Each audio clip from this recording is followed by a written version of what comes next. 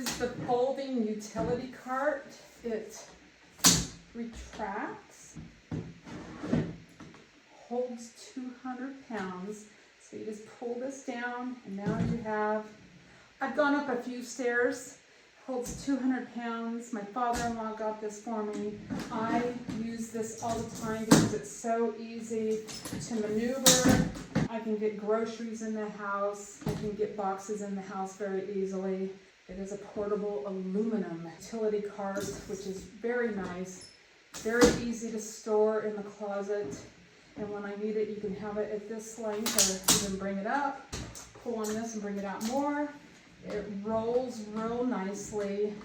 I love this thing and use it all the time. I'm always looking for my utility cart, and it goes in my closet really easy because it's so compact. And I'm very thankful to have this utility cart. It has a nice little platform on it, bigger than my hand, so very nice.